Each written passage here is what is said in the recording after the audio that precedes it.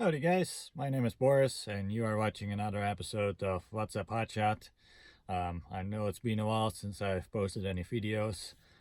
I've been pretty busy. Also trying to decide if I wanted to keep going with my own business doing Hotshot, or if I wanted to do a job that I've been doing seasonally during the summer, if maybe I wanted to try and go permanent or keep doing that. So lots of decisions I've been trying to make, and I'm actually still not 100% sure what way I'll go, but at least for now I'm staying with Hotshot. And I actually just bought a new trailer. I'm going to get my CDL and upgrade to a smaller semi truck and use that for CDL hotshot trucking.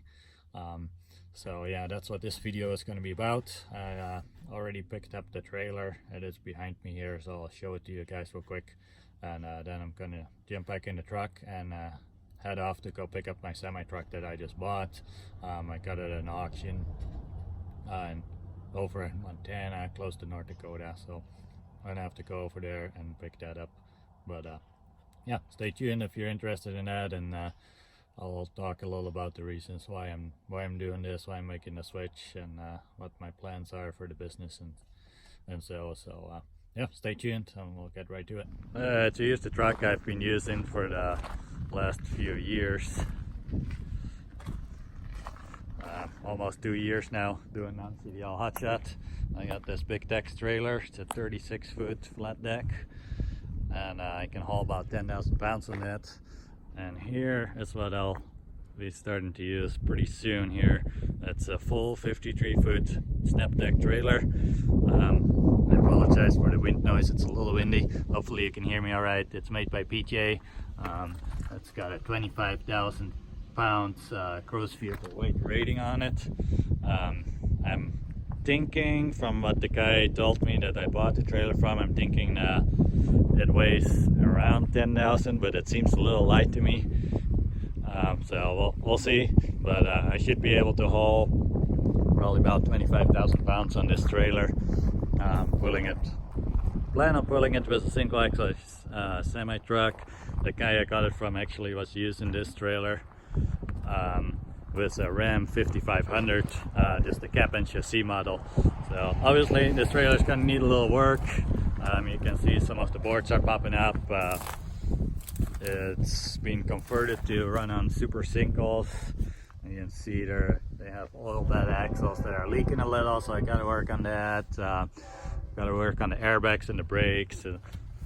Basically needs a complete overhaul before I can go ahead and start using it.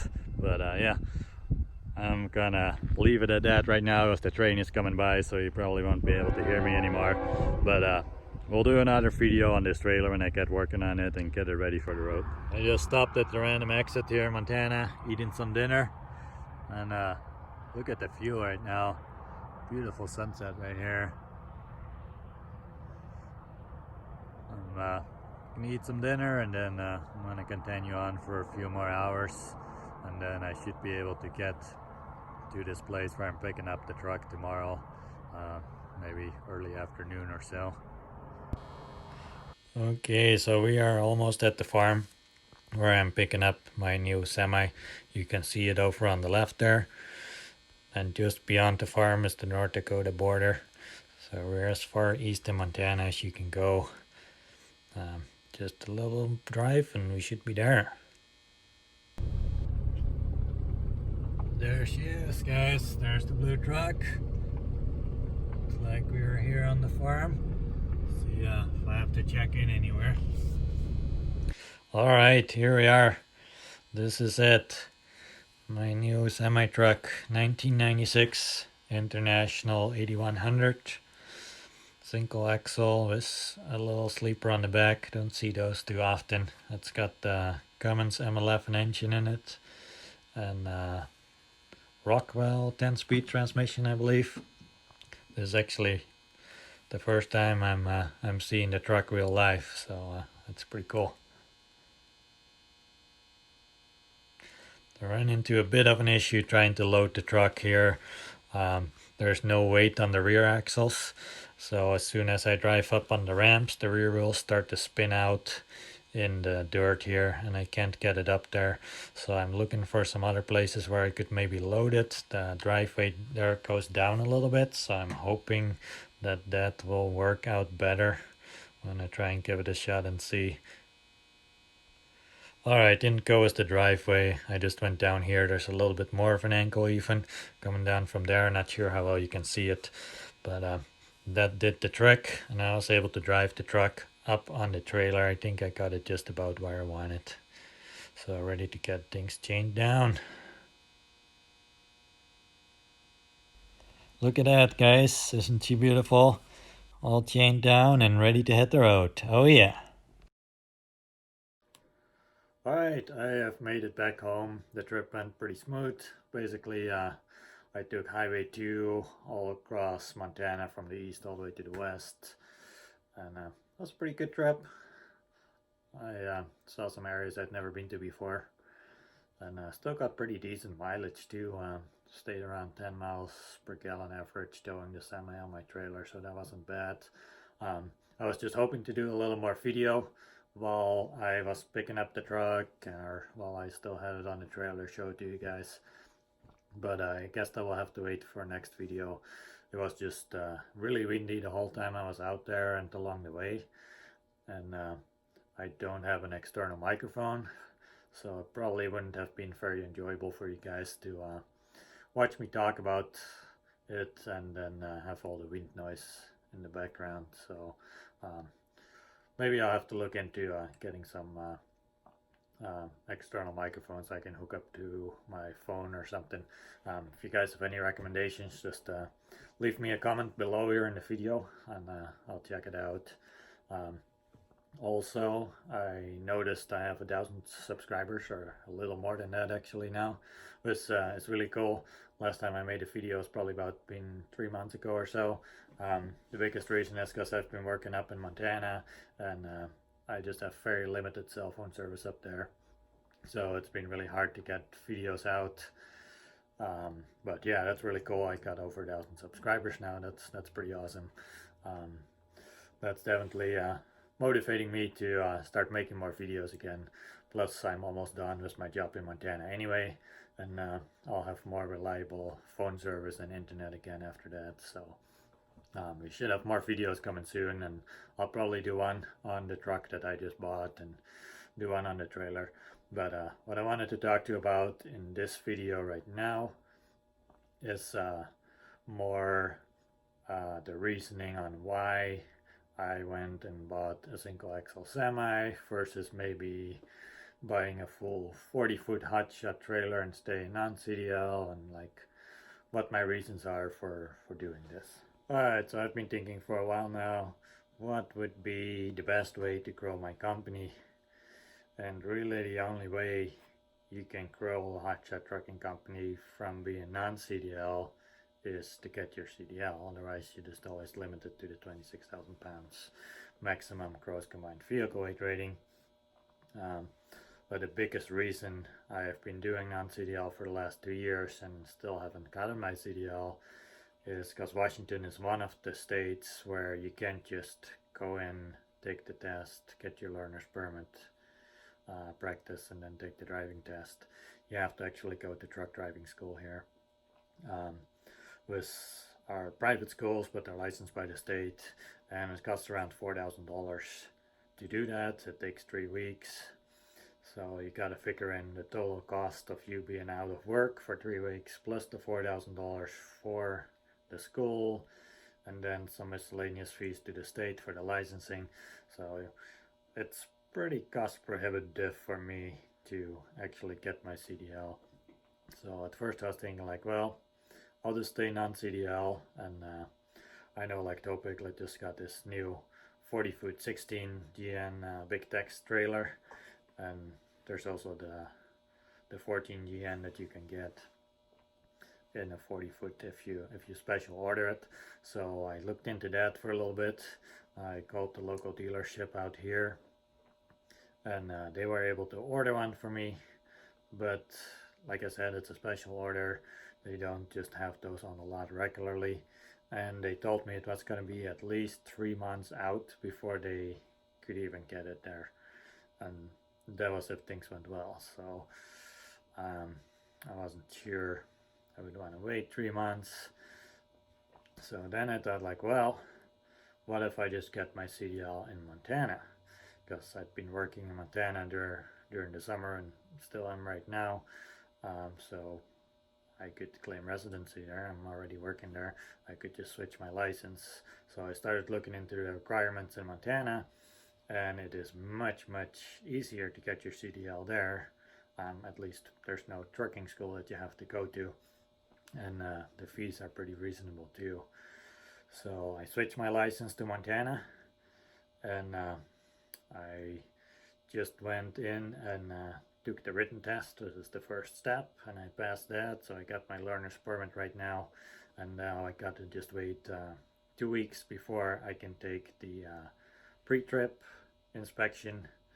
Then there's the drive test portion, and there's 3 portions to it. I can't think of the other one right now, but the skills portion where you do all the backing up and the parallel parking and stuff. So once I pass all those 3 as well, I'll have my CDL. And in Montana, the total fee for everything is $100. So that's quite a difference from Washington. Plus, I'm not out 3 weeks of work. I can still work, and I can just practice every now and then. And once I feel confident enough to go take the test, I can go in and take the test. So that was kind of a no-brainer once I found that out. Might as well take advantage of the situation being in Montana at the time anyway. So once I made that decision, I was like, well, I'm definitely not going to buy a non-CDL trailer now.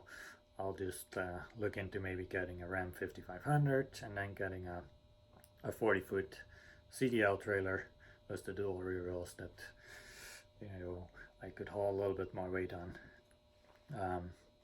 But the more I looked into getting a setup like that, the more I was thinking, like, well, does it really make sense for me to do that? Because if I have my CDL, I can, Class A CDL, I can drive anything. So why not just get a semi truck?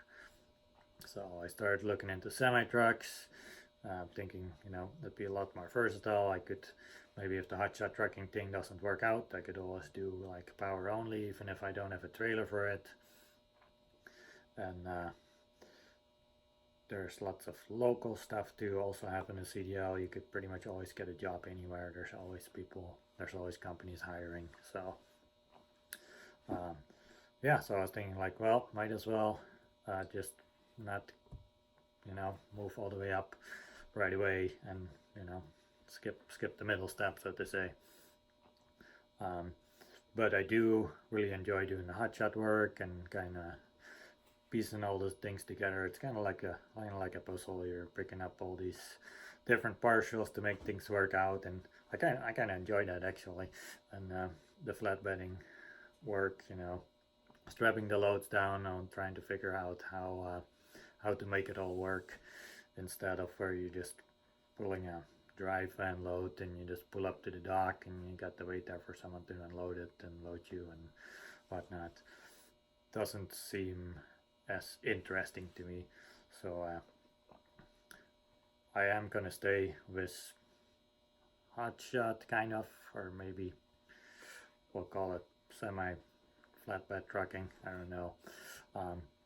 But I was looking into the trucks. There's a lot of full Class 8 semi trucks that you can get for around 10,000 that have 1,000,000 miles on them.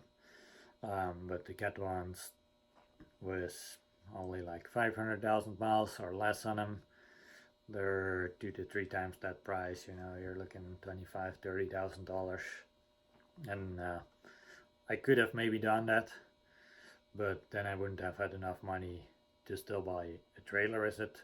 So I was looking into single axle semis, and there was actually quite a few with low miles. I think farmers use them a lot. The only problem was that most of all the single rear axle semi trucks, they were day caps, so they didn't have a sleeper on them.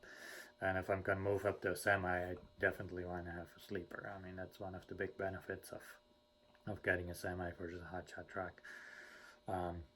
So then eventually I came across the auction for this blue truck that you just saw me pick up, and I was like, well, that would be perfect, you know.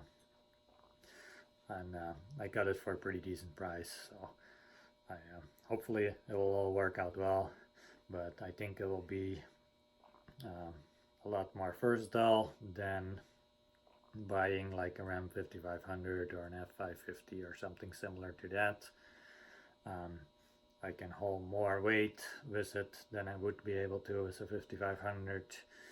I can pull a real semi-trailer with it. I was watching some videos of a guy that just had a single axle day cab semi-truck, and he was home every night, so they didn't need a sleeper, but he was pulling loads for Amazon, and they just built like this new Amazon distribution center about an hour from where I live.